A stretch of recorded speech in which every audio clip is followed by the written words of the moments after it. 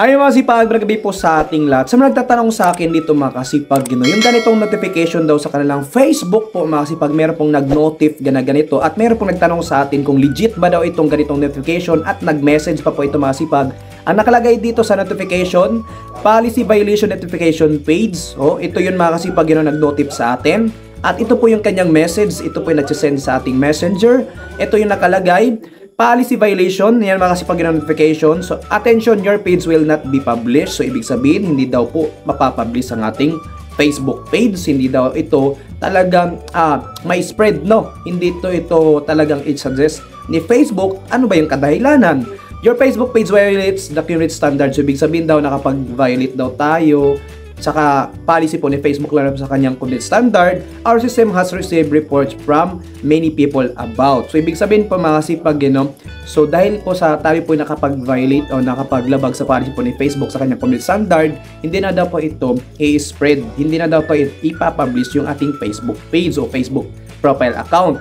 At ito pa mga kasipag, dahil sa kadahilang ito yung mga karamihan na nailabag daw natin. So ito yung copyright violation, fake identity, yan mga kasipag, violating privacy, violating terms of use, appropriate adult or sexual content.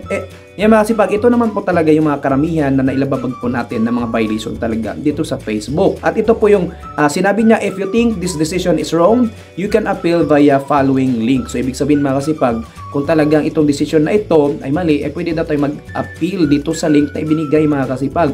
And then, pag once hindi daw tayo makipag-confirm dito sa loob ng isang araw lang, within 24 hours. Otherwise, your page will be nakakasipag remove. Mga kasipag, ibig sabihin daw, ma-remove daw po ang ating Facebook page, mga kasipag, dito sa database. And user will not have access. So, ibig sabihin mga kasipag, tayo mga content creator, hindi na daw tayo makapag-access sa ating Facebook page pag once hindi daw tayo mag-appeal sa loob ng isang araw, 24 hours yun. Mga kasipag, alam nyo na po ang sasabihin ko sa mga itong notification o message, hindi po ito totoo. Kaya kayo mga dyan, baka sakaling dahil na-alarma kayo, kinabahan na kayo, nagkaroon ka ng violation at hindi na po ipapublish ang inyong Facebook page. Mga kasipag, huwag kayo basta-basta maniniwala. Baka sakali kayo po ay magkiklik ng link dyan, mga kasipag. So mag-fill out kayo dyan.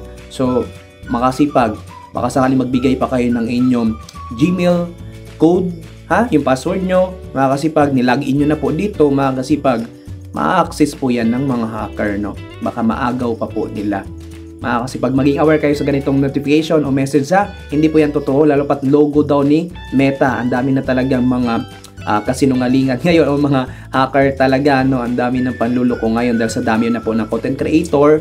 So ang dami-dami na rin pong mga hacker talaga kasi mayroong mga content creator na kumikita na rin, gusto pa nila ma-access o ma-hack ang kailang Facebook page, mga kasipag, ibig sabihin po, pag once na ignorant tayo dito, sa mga ignorant dito, maging aware po kayo dito mga kasipag, huwag kayo basta-basta po maniniwala sa ganitong mga notification o message.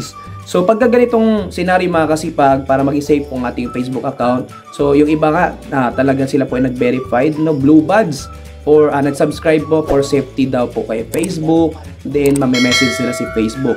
So, dito naman mga kasipag, suggest ko po sa inyo dito, ang inyong Facebook account po mga kasipag, kinakailangan nyo po pagganahin po yung authentication code po mga kasipag. At kunin nyo po yung security key or dito sa ating backup code, kinakailangan screenshot nyo po yung backup code at doon sa authentication code, kinakailangan po kayo doon makapag-register. Maglagay kayo doon ng dalawa, two-factor authentication code.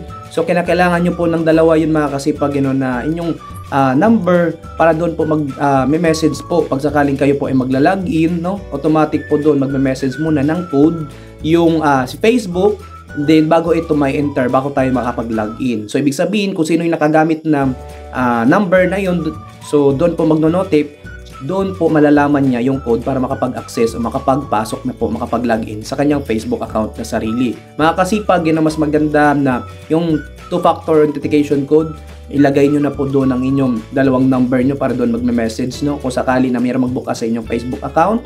At ito po ay hihingian po ng authentication code. Ang mangyayari po dyan, doon po sa inyo yung magme-message kung sakaling bubuksan po ng mga hacker yon. So ibig sabihin, yung hacker na iyon ay hindi po nila mabubuksan dahil yung authentication code na doon po magme-message sa iyong number. At doon naman po sa backup code, kinakailangan i-save nyo po yan. Baka sakaling na makalimutan nyo po at hihingiin na lang po yung backup code, no? Mas maganda na alam nyo po yung backup code na yun ang gagamitin mo. So yun lang po masishare ko sa inyo at sipag, kaya sana po meron kang natutunan at sana po nakatulong. At kung meron kang nagustuhan sa content video na to, support naman po sa ating YouTube channel at Crazy po mga sipag, pa-subscribe naman po sipag kung hindi pa ka na-subscribe at pindutin na rin po ang notification button para masin sa bagong video sa upload. At kung meron kasi susunod na katanungan sipag, mag-comment down below sa baba para pag nabasa ko yan sasagutin kayo at magagamit po natin ang content video yan hanggang sa ating mga tuloy po kalimutan mag-like and share mga sipag. Maraming salamat sa panood.